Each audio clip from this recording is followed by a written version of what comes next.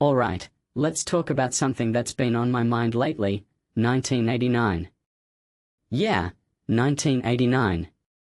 It's wild how that year feels like it's stuck in a time capsule, right? But here's the thing, while we're all busy obsessing over the big hits from that era, the ones that still get played at every wedding and 80s night, there's a whole treasure trove of songs that been left behind. Forgotten. And personally, I think that's a damn shame. So today, I'm diving into 4 pop hits from 1989 that, honestly, still sound fresher than some of the stuff on the charts today. Let's get into it. First up, I Drove All Night by Cyndi Lauper. Now, if you take a step back and think about it, this song is a masterclass in drama and energy. That synth-driven beat. It's like the soundtrack to a late-night drive with the windows down, and it hasn't aged a day. But here's what's fascinating. This song was originally meant for Roy Orbison. Yeah, Roy Orbison. And while his version is great, Cyndi's take is the one that hit the airwaves first, and it's the one that feels timeless. What many people don't realize is how ahead of its time this track was. It's got this raw, urgent vibe that feels like it could have been released yesterday. But when was the last time you heard it on the radio? Exactly. And that's the problem. This song deserves way more love than it's getting. Next, let's talk about When I See You Smile by Bad English. Now, this one's interesting because it's got that classic late 80s pop rock polish, the kind of production that makes everything sound bigger than life. But what makes this really interesting is how it managed to straddle the line between rock and pop so effortlessly. It hit number 1 on the Billboard Hot 100, and yet, it's like it's been erased from collective memory.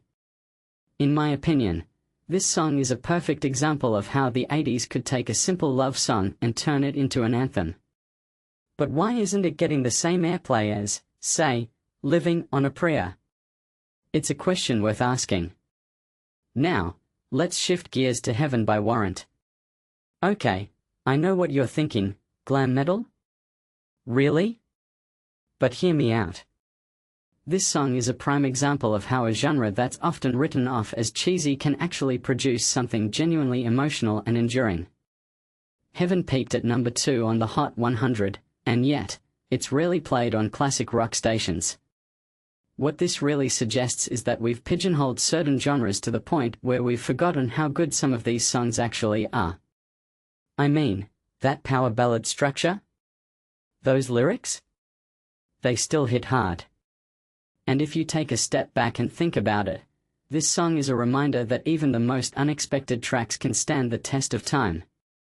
Finally, let's talk about Sowing the Seeds of Love by Tears for Fears. Now, this one's a bit of an outlier because, let's be real, most people only know them for Everybody Wants to Rule the World. But this track?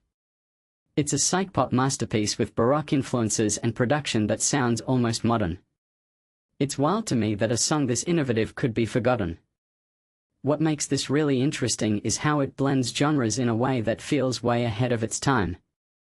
And yet, it's not part of the conversation when we talk about the best of the 80s. Personally, I think that's a huge oversight. This song is a reminder that even the biggest bands have hidden gems that deserve to be rediscovered. So, here's the bigger question. Why do we let certain songs fade into obscurity while others become immortal? Is it just about timing? Luck? Or is it something deeper, like our collective nostalgia only having room for a select few? I don't have the answer, but what I do know is that these 4 songs from 1989 deserve way more than to be forgotten. They're not just relics of their time, they're reminders of how diverse and innovative pop music could be.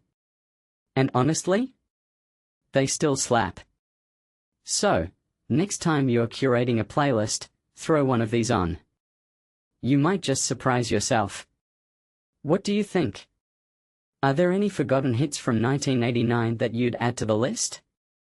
Let me know in the comments. Until next time, keep listening, and keep questioning.